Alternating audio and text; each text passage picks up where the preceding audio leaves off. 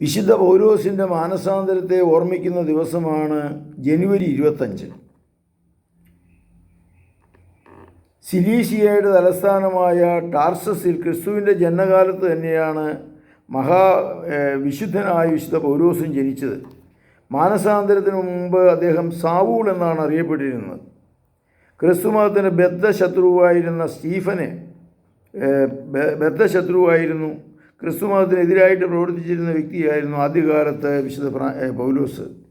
സ്റ്റീഫനെ കല്ലെറിയുന്ന സമയത്ത് അദ്ദേഹത്തിൻ്റെ മറ്റുള്ളവരുടെ വസ്ത്രം സൂക്ഷിച്ചിരുന്ന പൗലോസായിരുന്നു എന്നാണ് ചരിത്രകാരന്മാർ പറയുന്നത്.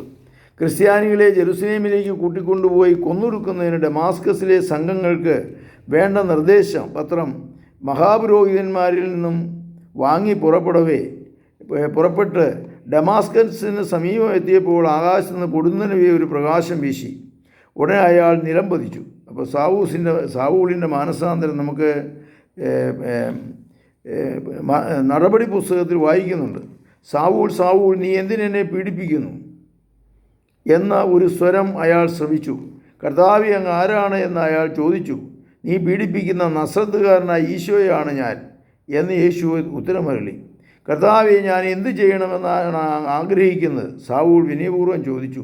പട്ടണത്തിലേക്ക് ചെല്ലുക, അവിടെ എന്ത് ചെയ്യണമെന്ന് അവിടെ വെളിപ്പെടുത്തി തരും. നമ്മൾ നടപടി പുസ്തകത്തിൽ വായിക്കുന്ന ഭാഗം തന്നെയാണിത്. സാവൂൾ എഴുന്നേറ്റ് കണ്ണു തുറന്നിട്ടും ഒന്നും കാണാൻ സാധിച്ചില്ല.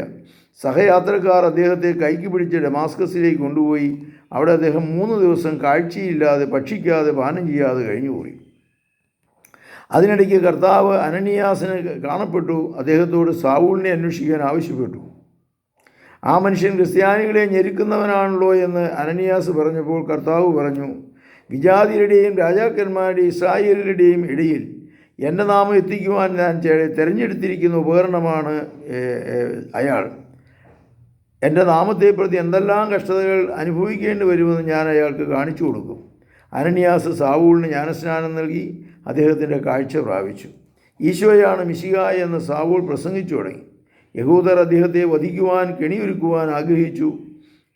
ശിഷ്യന്മാർ രാത്രി സമയത്ത് അദ്ദേഹത്തെ ഒരു കൊട്ടയിലിരുത്തി കാവൽക്കാർ കാണാതെ നഗരഭിത്തിയുടെ മുകളിലൂടെ താഴേക്ക് ഇറക്കി. നടപടി പുസ്തകത്തിൽ 9-ാം അധ്യായം 1 മുതൽ 25 വരെയുള്ള വാക്യങ്ങളിൽ നമുക്കിത് വായിക്കാൻ സാധിക്കും. ക്രിസ്തു ശിഷ്യനായ പൗലോസ് ഭയങ്കര യാതനകൾ അനുഭവിച്ച് സുവിശേഷം പ്രസംഗിക്കുവാൻ തുടങ്ങി. ഐക്യവാര പ്രാർത്ഥനയുടെ സമാപനത്തിലായി തിരഞ്ഞെടുത്തിരിക്കുന്നത് ശ്ലീഹായുടെ മാനസാന്തര ദിനമാണ്. വിശുദ്ധ സാവൂളിനെങ്കിലും ഈ നാം ഓരോരുത്തരും മാനസാന്തരത്തിലുള്ള വരം ചോദിക്കുക. വിശുദ്ധ സാവൂളിനോട്, വിശുദ്ധ പൗലോസിനോട്, വിശുദ്ധ പൗലോസ്ലീഹായെ, ഞങ്ങളുടെ മാനസാന്തരത്തിൻ്റെ വരം ഞങ്ങൾക്ക് നൽകണമേ. അങ്ങയുടെ ശക്തി കൊണ്ട് അങ്ങയുടെ മധ്യസ്ഥം കൊണ്ട് ഞങ്ങളെ ശക്തിപ്പെടുത്തണമേ, ധൈര്യപ്പെടുത്തണമേ. നമ്മുടെ കർത്താവ് ഈശോ മിശിഹായുടെ കൃപയും പിതാവായ ദൈവത്തിൻ്റെ സ്നേഹവും പരിശുദ്ധാത്മാവിൻ്റെ സംസർഗവും നിങ്ങളോടുകൂടി ഉണ്ടായിരിക്കട്ടെ, എപ്പോഴും എപ്പോഴും എന്നേക്കും. ആമേൻ. ഈശോ മിശിഹായ്ക്ക് സ്തുതിയായിരിക്കട്ടെ.